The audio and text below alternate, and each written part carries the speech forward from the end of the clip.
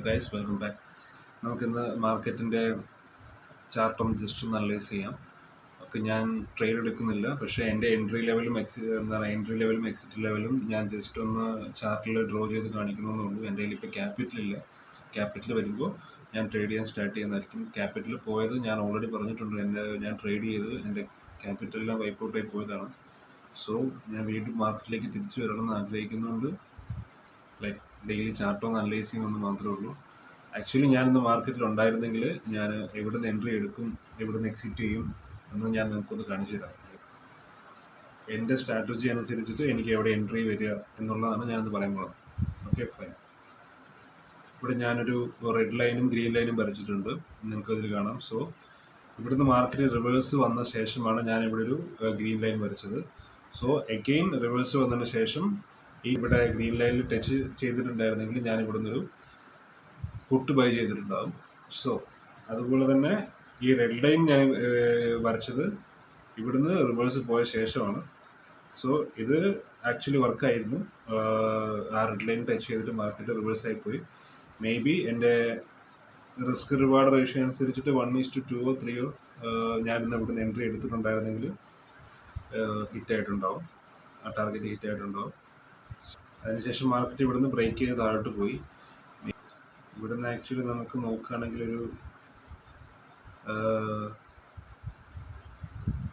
Higher loss lower ഹൈസ് ആണ് form ആയിരിക്കുന്നത്. Okay, കണ്ടോ. ആൻഡ് ഫൈനലി ഈ ബ്ലൂ ലൈൻ എന്ന് പറയുന്നത്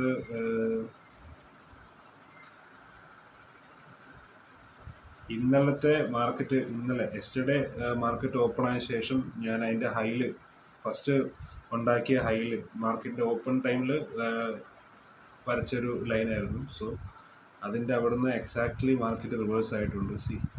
ഇത് കണ്ടോ, അവിടെ ജസ്റ്റ് ടച്ച് ചെയ്തിട്ട് മാർക്കറ്റ് റിവേഴ്സ് ആയിട്ടുണ്ട്.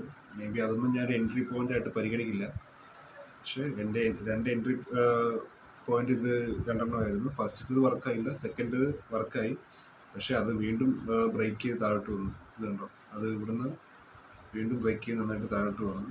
മേ ബി ഞാൻ ട്രേഡ് എടുത്തിട്ടുണ്ടായിരുന്നെങ്കിൽ, ചിലപ്പോൾ ഹോൾഡ് ചെയ്തിട്ടുണ്ടായിരുന്നെങ്കിൽ ഞാൻ ഇവിടുന്ന് എൻ്റെ സ്റ്റോപ്പ് ലോസ് ഹിറ്റാകുമായിരുന്നു. ബട്ട് ഇവിടുന്ന് എൻട്രി എടുത്ത ശേഷം മാർക്കറ്റ് കയറി പോയാൽ ഞാൻ എന്തായാലും കോസ്റ്റ് ടു കോസ്റ്റ് പ്ലേസ് ചെയ്യും ടാർഗറ്റ്. അതല്ലെങ്കിൽ ഞാൻ ജസ്റ്റ് ട്രെയിൽ ചെയ്ത് മേലോട്ട് പോയിട്ടുണ്ടാവും. നല്ല എൻട്രീസ് എന്ന് പറയാൻ എനിക്ക് തോന്നിയത് ഇത് രണ്ടും മാത്രമാണ് കേട്ടോ.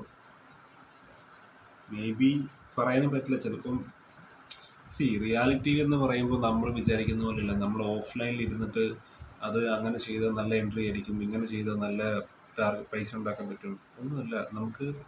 നമ്മൾ ഓഫ്ലൈനിൽ ഇരിക്കുമ്പോൾ മാർക്കറ്റ് ഇല്ലാത്ത സമയത്ത് നമ്മൾ വലിയ സ്ട്രാറ്റജീസ് കണ്ടുപിടിച്ച് നമ്മൾ ചിന്തിക്കും, ഞാൻ അങ്ങനെ ഉണ്ടായിരുന്നെങ്കിൽ ഇങ്ങനെ എടുത്തേനെ, പൈസ ഉണ്ടായിരുന്നെങ്കിൽ പ്രോഫിറ്റ് ആയേനെ എന്നൊക്കെ ചിന്തിക്കും. പക്ഷെ അതുപോലെയല്ല റിയാലിറ്റിയിൽ വരുമ്പോൾ, ക്യാഷോട് കൂടി വരുമ്പോൾ മേ ബി ഈ പറയുന്നതൊന്നും ആയിരിക്കില്ല, ഇത് മൊത്തം ലോസ് ആയിരിക്കും ചിലപ്പോൾ. ഇതിപ്പോൾ ഇവിടെ നല്ല എൻട്രി ചെയ്യണം നമുക്ക് പറയാം, ജസ്റ്റ് മാർക്കറ്റ് വാച്ച് ചെയ്യുമ്പോൾ നമുക്ക് പറയാം. പക്ഷേ റിയൽ മണിയായിട്ട് അതിൻ്റെ ഉള്ളിലോട്ട് നമ്മൾ പോകുമ്പോൾ ഭയങ്കര ഡിഫിക്കൽട്ടാണ്. ഞാൻ ജസ്റ്റ് ചാർട്ട് അനലൈസ് ചെയ്യുന്നേ ഉള്ളൂ.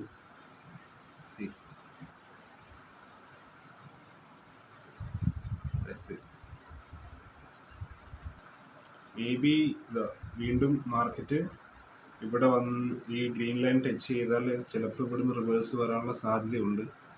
നമുക്ക് നോക്കാം, അത് എന്തായാലും അതും നല്ലൊരു എൻട്രി പോയിന്റ് ആയിട്ട് പരിഗണിക്കാവുന്നതാണ്. ഓക്കെ.